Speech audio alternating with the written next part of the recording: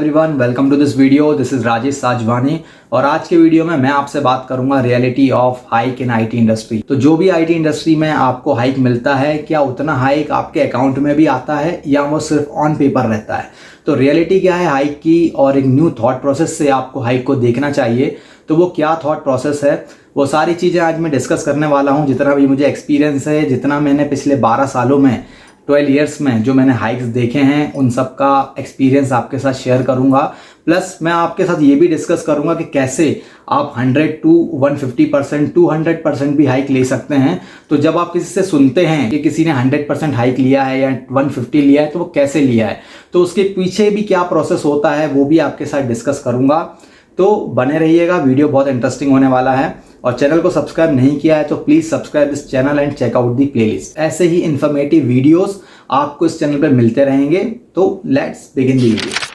तो बात करते हैं हाइक की। तो जो भी आपको हाइक मिलता है आईटी इंडस्ट्री में, वो मिलता है दो तरीके से। पहला होता है जो आपका रेगुलर हाइक होता है या जो आपका ईयरली हाइक होता है, वो सेम कंपनी में आपको मिलता है एवरी ईयर, राइट। सेकंड होता है जब आप स्विच करते हैं। तो ये दो तरीके से आपको आईटी इंडस्ट्री में हाइक मिलता है। तो जो अगर मैं बात करूं ऑन एन एवरेज, तो on an average Indian IT industries में हाइक रहता है 8 to 10%। 8 से 10% का हाइक है, वेरी करता है। इनमें आप प्रोडक्ट बेस्ड कंपनी को थोड़ा अलग कर सकते हैं, सर्विस बेस्ड को अलग कर सकते हैं। तो प्रोडक्ट बेस्ड कंपनी में आप डबल डिजिट में हाइक एक्सपेक्ट कर सकते हैं, और जो सर्विस बेस्ड कंपनी रहती है उसमें आप थोड़ा सा कम हाइक रहता है, उसमें सिंगल डिजिट आप एक्सपेक्ट कर सकते हैं। तो जैसे अगर प्रोडक्ट बेस में हैं आप, और अगर आप मीडियम परफॉर्मर हैं, आप मीट टू एक्सपेक्टेशन हैं, आप टॉप परफॉर्मर नहीं हैं, तो भी आपको 12 से 15% हाइक मिल सकता है ईयरली। आप ये एक्सपेक्टेशन रख सकते हैं। बट जो सर्विस बेस्ड कंपनी है उसमें अगर आप टॉप परफॉर्मर हैं तब आपको 12-15% हाइक मिल सकता है। और प्रोडक्ट बेस में अगर आप टॉप परफॉर्मर हैं तो आपको 20 से 25% हाइक भी मिल जाएगा।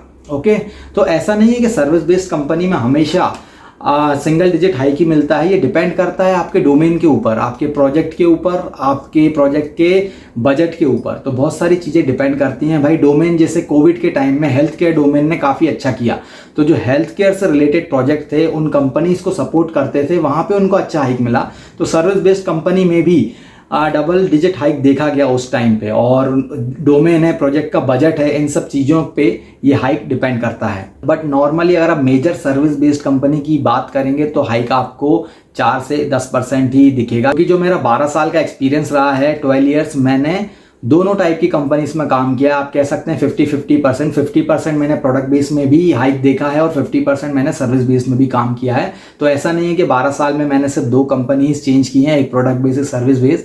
टोटल कंपनीज मेरी 5 to 6 कंपनीज मैंने चेंज की हैं। बट ओवरऑल एक्सपीरियंस आपको बता रहा हूँ कि प्रोडक्ट बेस में मैंने 6 साल ओवरऑल काम किया होगा और सर्विस बेस्ड में मैंने 6 साल काम किया है। तो दोनों का हाइक मैंने देखा है, तो वो एक्सपीरियंस आपके साथ शेयर कर रहा हूं मैं कि सर्विस बेस्ड में भी डबल डिजिट मिल जाता है। बट जो कंडीशंस मैंने आपके साथ डिस्कस की, वो कंडीशंस होनी चाहिए। अब बात करता हूं कि रियलिटी क्या है हाइक की। तो यहाँ पे जो मैं न्यू थॉट प्रोसेस शेयर करने वाला हूं, तो रियलिटी ये है हाइक की कि हाइक जब हमें मिलता है तो हम कभी भी उसमें इन्फ्लेशन ऐड नहीं करते हैं। इन्फ्लेशन, महंगाई दर आपको पता है इंडिया में ऑलमोस्ट 6 to 7% रहती है, कम भी रहती है इससे, अभी आई थिंक थोड़ी कम चल रही है। बट ऑन एन एवरेज बता रहा हूँ आपको, 6% के आसपास, 7% के आसपास जो है इन्फ्लेशन रहती है। तो उसे हम कभी भी हाइक में ऐड नहीं करते हैं। तो अगर किसी बंदे को 10% हाइक मिला है और इन्फ्लेशन को अगर आप कंसीडर करेंगे तो उसका ओवरऑल हाइक हुआ 3 या 4%, तो उसके ऑन पेपर तो वो 10% हाइक देख पा रहा है अपना। बट जो उसके अकाउंट में जो 10% के हिसाब से जो उसकी सेविंग कुछ बढ़नी थी या जो भी उसके अकाउंट में आना था, वो उतना उसे नहीं आता है। वो 3-4% के हिसाब से रह जाता है। क्योंकि एवरी ईयर जो इन्फ्लेशन है वो तो आपको कंसीडर करनी होगी भाई। आपका रेंट बढ़ सकता है, अगर आपके किड्स हैं तो उनकी फीस भी हर साल बढ़ती है, और बहुत सारे खर्चे रहते हैं आपके, और बहुत सारे जो भी एक्सपेंसेस हैं कहीं ना कहीं वो बढ़ते हैं। तो ये जो इन्फ्लेशन का पार्ट हम कंसीडर नहीं करते थे, वो मेरा थॉट प्रोसेस था कि इसे भी कंसीडर आप को करके देखना चाहिए। तो अगर आपका ओवरऑल हाइक अगर इन्फ्लेशन को बीट भी नहीं कर पाएगा, तो आप देखेंगे कि जहां आपने स्टार्ट किया था वहीं है। तो जैसे अगर आप एक कंपनी में काफी टाइम से हैं और अगर आप हाइक ले रहे हैं और इन्फ्लेशन को बीट नहीं कर रहा है, तो आप देखेंगे अगर आप ओवरऑल कैलकुलेशन करेंगे या थोड़ा इन्फ्लेशन कंसीडर करेंगे, तो जहां आपने स्टार्ट किया था आप अभी भी वहीं होंगे। पैकेज के मामले में जहां आपने स्टार्ट किया था वहीं होंगे। भले ही ऑन पेपर आपको वो बढ़ता हुआ दिखेगा, बट जब आप उसे अकाउंट से कंपेयर करेंगे तो उसमें इतना ज़्यादा आपको डिफरेंस नहीं पता चलेगा। तो यहाँ पे इस चीज़ से डील कैसे करें? तो स्विच मारना तो एक ऑप्शन है ही, बट अगर आप स्विच मारना नहीं चाहते हैं भाई, अगर कंपनी अच्छी है, प्रोजेक्ट अच्छा है, आपको सीखने को अच्छा मिलता है, वहाँ का कल्चर अच्छा है, टॉक्सिक इन्वायरमेंट नहीं है, आपको फ्लेक्सिबिलिटी मिलती है, बट एक ही चीज़ है कि आप इन्फ्लेशन को बीट नहीं कर पा रहे हैं, तो ऐसी चीज़ से आपको वहाँ पे डील कैसे करना है? तो डील आपको ऐसे करना है कि आपको अपनी कैपेसिटी पता होनी चाहिए, मतलब आपको अपनी वैल्यू पता होनी चाहिए कि आपके ऊपर कितनी डिपेंडेंसी है।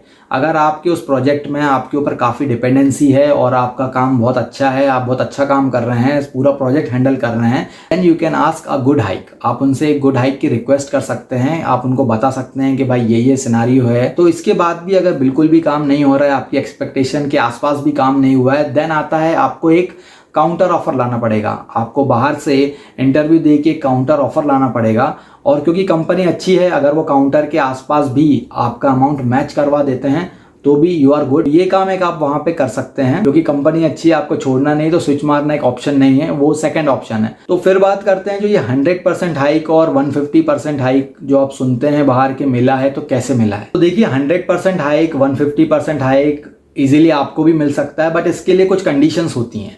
तो वो कंडीशंस क्या होती हैं? सबसे पहली कंडीशन होती है आपका करंट सीटीसी।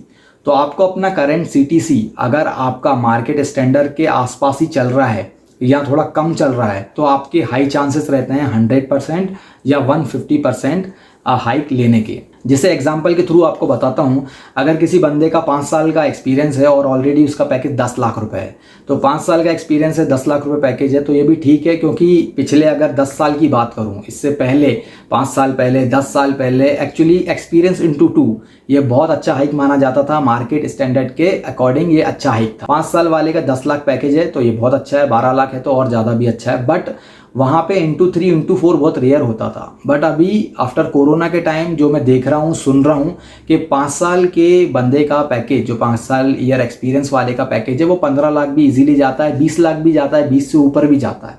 तो अभी इंटू 3 भी होता है, इंटू 4 भी होता है, राइट। तो यहाँ पे आपका सीटीसी एक तो ज़्यादा हाई ऑलरेडी नहीं होना चाहिए। अगर आपका सीटीसी ऑलरेडी किसी 5 ईयर एक्सपीरियंस का सीटीसी अगर ऑलरेडी 20 लाख रुपए है, तो अब आप क्या एक्सपेक्टेशन करते हो कि सीधे 40 या 45 लाख मिल जाएगा? तो ये इतना इजी नहीं होता है और ऐसे नहीं चलता है। इसमें बहुत सारे रिस्ट्रिक्शन होते हैं। जैसे मैंने आपको बताया कि करंट सीटीसी है। सेकंड में आपको बताता हूँ प्रोजेक्ट का बजट। उस प्रोजेक्ट जिसके लिए आपकी हायरिंग हो रही है उसमें भी इतना बजट होना चाहिए ना भाई। अगर आप 40 लाख रुपए मांग रहे हो तो उस बजट पर भी कैपेसिटी होनी चाहिए। वहाँ एक कैप होता है, उस कैपेसिटी के आगे आपको पैसा नहीं दिया जा सकता। तो वो किसी दूसरे रिसोर्स हायर कर लेंगे, राइट, जो आपसे थोड़ा अच्छा टेक्निकल में भी मिल सकता है उन्हें और कम पैकेज में भी मिल सकता है। तो वहाँ पे कैपेसिटी का एक रिस्ट्रिक्शन आता है कि प्रोजेक्ट का बजट कितना है। थर्ड होता है आपकी जो स्किल है, वो आपकी स्किल सेट क्या है, क्या इतनी हाई डिमांडिंग स्किल है, जो हॉट स्किल है, जो भी मार्केट में अभी न्यू स्किल्स चल रही हैं, आप क्या उनसे बिलोंग करते हैं। फिर देन आता है आपका एक्सपीरियंस और एक्सपर्टीज, क्या आपकी कितनी एक्सपीरियंस है उस चीज़ में और कितना एक्सपर्ट हैं आप। तो ये सारी चीज़ें कंसीडर होती हैं। तो अगर 5 ईयर एक्सपीरियंस है, 10 लाख पैकेज है, तो इजीली जो फर्स्ट ऑफर आपको मिलता है वो आपको 50-60% पे मिल जाएगा। मतलब आपका 13-14 लाख या 15 लाख का पैकेज हो जाएगा। देन इसके बाद अगर आपको एक आध और काउंटर ऑफर मिलता है तो इजीली आप मतलब 20 तक पहुंच सकते हैं, 22 तक पहुंच सकते हैं। 100%, 150% हाइक मिल जाता है। तो जिसका थोड़ा सा कम चल रहा है उसको ज़्यादा चांसेस रहते हैं हाइक देने के, क्योंकि वो वैसे ही मार्केट से कम है। बट अगर कोई बंदा ऑलरेडी जो है अच्छा खासा इंटू 3 इंटू 4 पे चल रहा है तो उसके चांसेस इतने ज़्यादा नहीं रहते। या तो प्रोजेक्ट में बहुत ही डिमांड हो, प्रोजेक्ट का बजट बहुत ही अच्छा हो, ठीक है, फैंग कंपनीज की मैं बात नहीं कर रहा हूँ, तो जो अपनी इंडियन प्रोडक्ट बेस्ड कंपनी है, सर्विस बेस्ड कंपनी है, उनकी बात कर रहा हूँ, फैंग की बात नहीं करता हूँ यहाँ पे। तो उसमें आपको ये ध्यान रखना है, क्योंकि नॉर्मली मैंने अभी जो देखा है, जो कोविड के बाद जो भी 5-6-7 साल ईयर एक्सपीरियंस वाले हैं, तो उन्हें इजीली 25-25 लाख तक पहुंच गए हैं वो। तो अगर वो किसी सीनियर एम्प्लॉय को देखते हैं तो 12-13 साल का एम्प्लॉय, तो उन्हें लगता है इसका तो 60-70 लाख का पैकेज होगा। तो जो कि बिल्कुल ऐसा सही नहीं होता है, क्योंकि उनको डायरेक्ट ही 5 साल में 20-25 लाख का मिल गया है, जो कि पहले नहीं मिलता था। तो उन्हें लगता है कि हर बार ऐसा होगा, जबकि हर बार ऐसा होना इतना इजी नहीं रहता है। अगर आप 30 लाख पे पहुंच गए तो अब क्या फिर से आप 100%, 150% का एक्सपेक्ट करेंगे, राइट। तो मतलब 60-70 लाख आप मांगेंगे। तो इसमें आप मांग सकते हैं, बट आपका एक्सपीरियंस भी जस्टिफाई करना चाहिए आपके पैकेज को। आपका एक्सपीरियंस जो है जस्टिफाई नहीं कर रहा है और आप 70-80 लाख कैसे आप मतलब एक्सपेक्ट कर सकते हैं। तो ये सारी चीज़ें वो कंसीडर नहीं करते हैं। वो सोचते हैं कि हर बार ऐसा हो सकता है। अगर एक बार आपको 25-30 मिल गया, अगर किसी का 40 पहुंच गया, तो वो ऐसा एक्सपेक्ट नहीं कर सकता कि हर बार मेरे को डबल मिलेगा, मतलब मैं 80 पहुंच जाऊंगा, फिर 80 का डबल 160, राइट? ऐसा नहीं होता है। तो ये आपको चीज़ थोड़ी ध्यान में रखनी है। 100-150 डेफिनेटली मिलता है, बट इसके लिए जो कंडीशंस मैंने बताई कि भाई आपका सीटीसी क्या है, करंट प्रोजेक्ट का बजट क्या है, आपकी स्किल्स क्या है, एक्सपीरियंस क्या है, ये सारी चीज़ें होती हैं। मिलता ज़रूर है, आप भी ट्राई कीजिए, कोशिश कीजिए। बट अगर आप ऑलरेडी उस लेवल में हैं, आप ऑलरेडी अगर अपर कैप में आ चुके हैं, तो उसके बाद आई थिंक आपको लेने में थोड़ी सी प्रॉब्लम जा सकती है। भले ही चाहे आप कितने भी काउंटर ऑफर दिखाएं, पर उसका भी एक कैप होता है, उसके आगे कंपनी मना कर देगी, क्योंकि कैप के बाहर, जो कैपेसिटी के बाहर तो आपको वो पैसा नहीं दे सकते। तो आप में से किन किन लोगों ने अभी तक 100-150% हाइक लिया है या स्विच मार के या सेम कंपनी में काउंटर ऑफर दिखा के, प्लीज़ मुझे कमेंट बॉक्स में मेंशन करके बताइए। ये था छोटा सा वीडियो जहां मुझे एक डिटेल शेयर करनी थी, ये बात शेयर करनी थी। आई होप आपको वीडियो पसंद आया हो। तो पसंद आया हो तो प्लीज़ लाइक कीजिए, मुझे कमेंट्स करके ज़रूर बताइएगा और सब्सक्राइब भी कीजिए। Thank you for watching. Bye bye. जय हिंद।